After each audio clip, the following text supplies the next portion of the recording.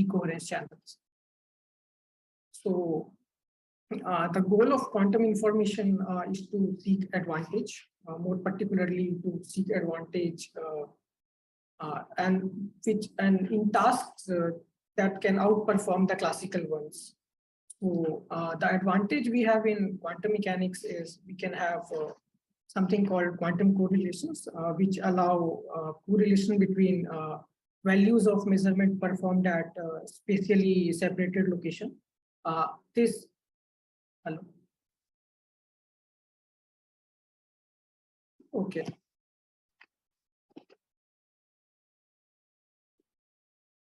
So is it full screen now? Okay. So in quantum mechanics, we have this quantum correlations, which allow for connection between two parties which are at some distance, and the effect on one of the particle can induce the effect on another particle. This is famously called spooky action at a distance by Einstein. Quantum entanglement is one such quantum correlation which exhibits among the subsystem. So the advantage of having quantum correlations is that we can have various tasks such as quantum cryptography, teleportation, and quantum computing, which otherwise would not have been possible in classical physics. So, so there are correlations which go beyond quantum entanglement. So if two parties are classically correlated in separable system, but in case of entangled systems, we have something called quantum correlations. So for a quantum for any quantifier to be a valid quantum measure, it should satisfy some properties. The first property is it should vanish for a CQ state. A CQ state implying that the first particle is classical. So if a local measurement is performed on the subsystem, the total state should remain unchanged. So if someone performs some measurement on party A, the whole system should not change. The other property is it should remain invariant under local unitary transformations. So if a local unitary transformation is applied on say both A and B, then the combined system correlation should not change. And also it should not increase under some maps. These maps are called CPTP maps, completely positive and trace preserving. So since we are talking about an asymmetric measure, this should happen for both the subsystems. And for the case of pure state, it should reduce to an entanglement monotone. More particularly, it should reduce to a function of entanglement entropy. So quantum discord is one such measure which quantifies the non-local correlations. It is basically given by the difference between mutual information when the definition is extended in quantum case. More particularly, it quantifies the quantum correlation in the system. So for some separable mixed states, we see that quantum entanglement it becomes zero, but still the system has some correlations.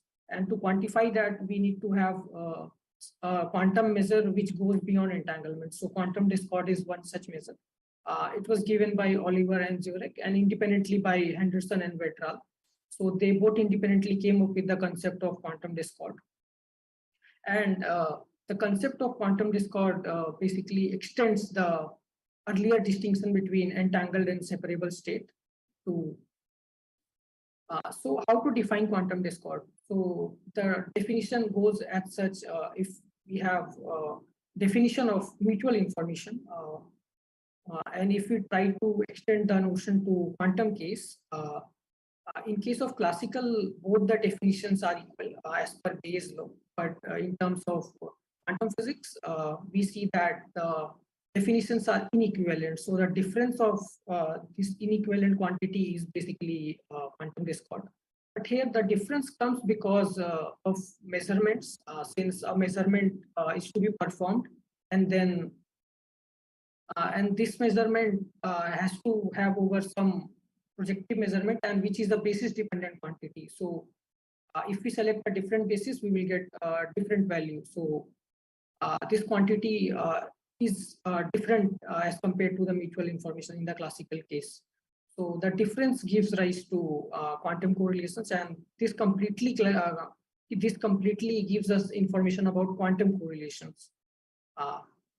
And to basically make it a basis independent quantity, what we need to do is to maximize over all possible projective measurement. And also we have seen that earlier various conditions for a correlation measure has to reduce to entanglement measure in case of pure state. So in case of quantum discord, it exactly reduces to entanglement monotone. Computing quantum discord is a very difficult task, but for some specific states, we can calculate quantum discord. So in particular, we can calculate quantum discord for Bell diagonal states. So Bell diagonal state is a mixture of all the Bell states. So there are other correlations which are defined similar to quantum correlations. So in particular, these geometric measures are defined through a measurement which is induced on quantum state.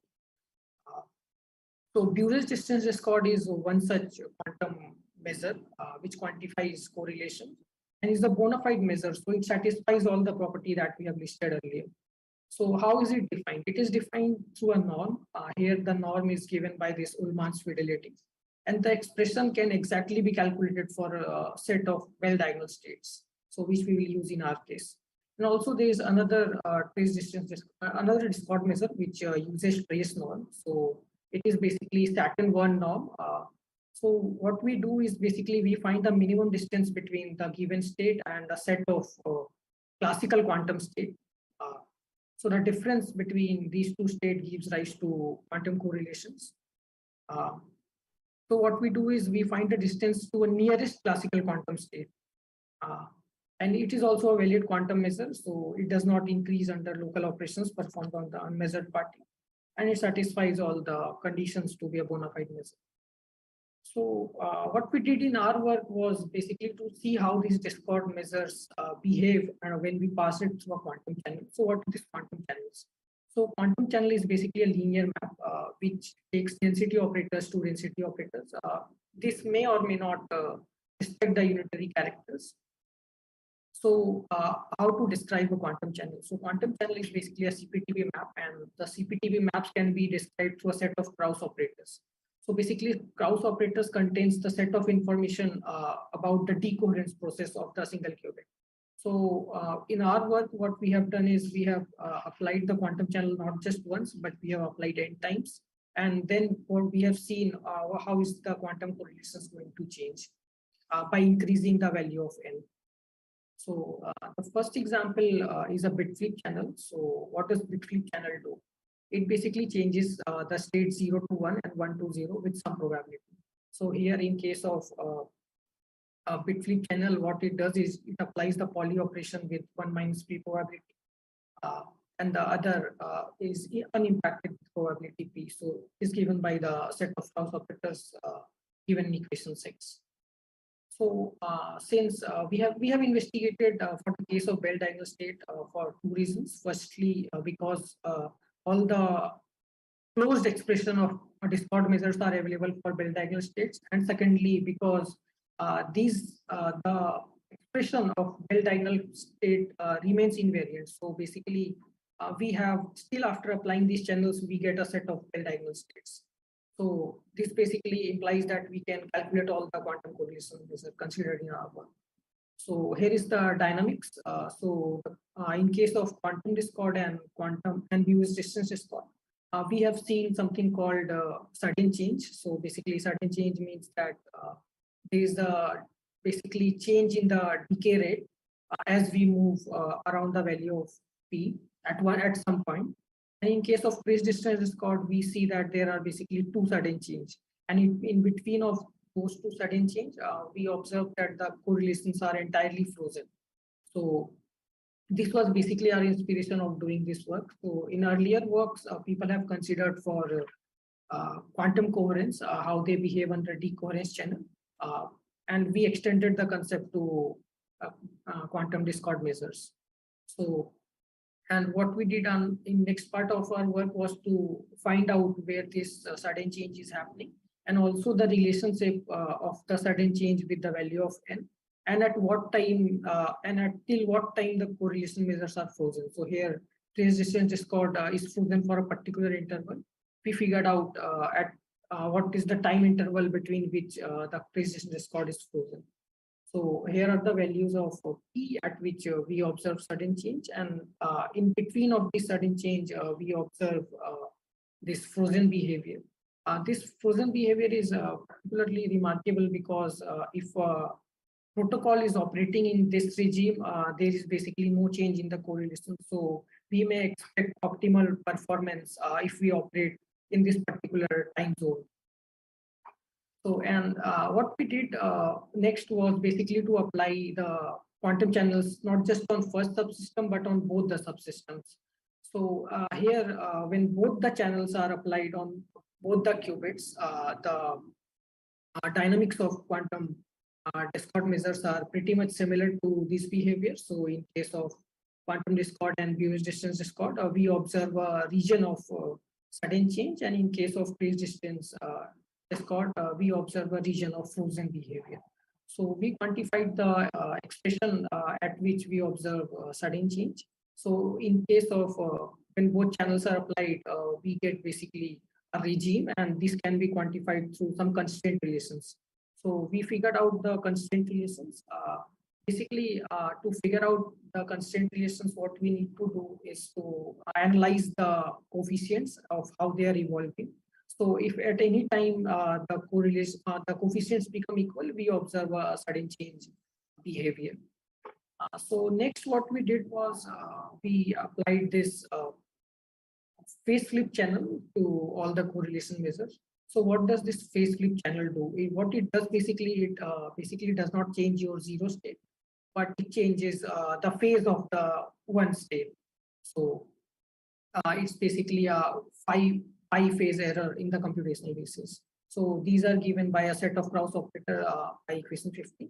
And again, in this case also, we see that correlation, all the states are basically having the same form. So basically, the Bell diagonal state is preserved. So by equation 16, we can see that all the coefficients have evolved, but the behavior is that they are evolving in such a manner that they are preserving the Bell diagonal state.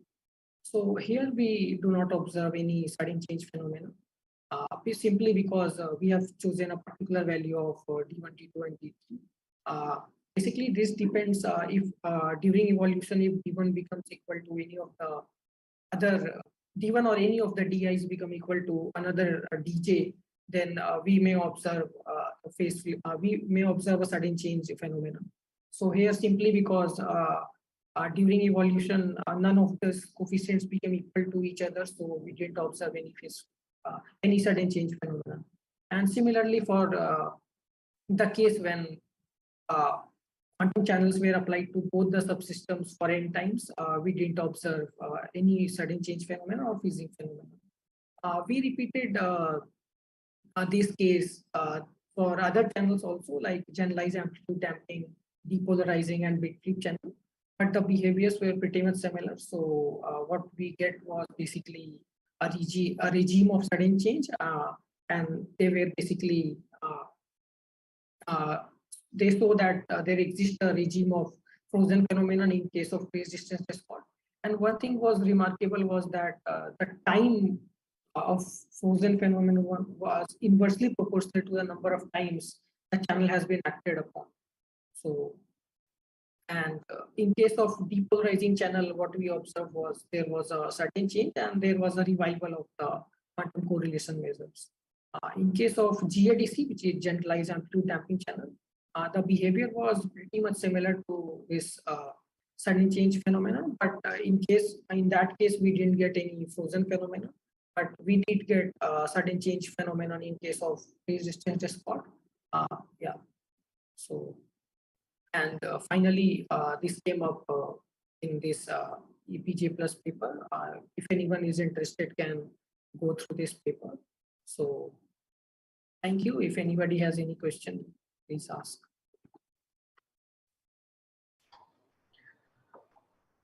Yeah, so as the speaker said, if anybody has any question, please unmute yourself and speak up. We have quite a bit of time, so ask away.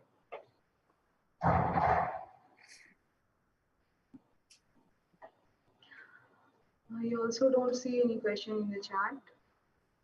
Okay. Okay, so I have a question, might be a naive one.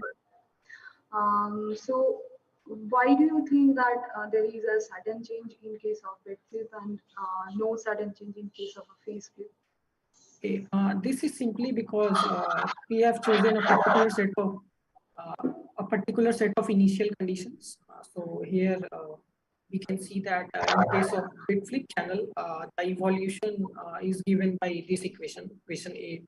So if it is such that one such see, for example, in case over here D3 is the largest quantity, and the evolution is at such that D3 is decreasing and D2 is decreasing and D1 is a constant. So when D3 will finally hit the value of D1, so at some point it is going to happen that D3 prime will become equal to D1 prime. So and at that point, basically, we will see that the rate of change is basically changing from something which is the absolute value of D3 prime to D1 prime. So at that time, we will observe a sudden change phenomenon. But so here we can see that there is sudden change at D1, D3. But in case of phase flip, what is happening is D1, D2, and D3 all are decreasing, but none of them are becoming equal at any time. So D3 is constant and D2 is always greater than D1 and both have same decay rate. So they are not going to intersect at any time. So that is the reason we are not observing any sudden change phenomena. So I hope this is. Thank you. So as I can see, nobody has any question. If anybody has any question, please ask or write in the chat, whatever you like.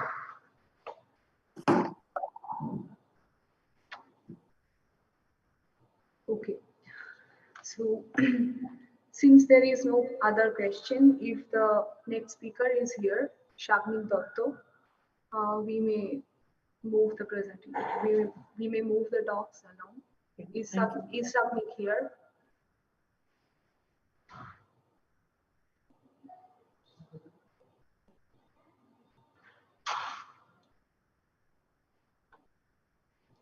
I think he hasn't joined yet. So maybe we can take a break of 10 minutes and rejoin at 3:30.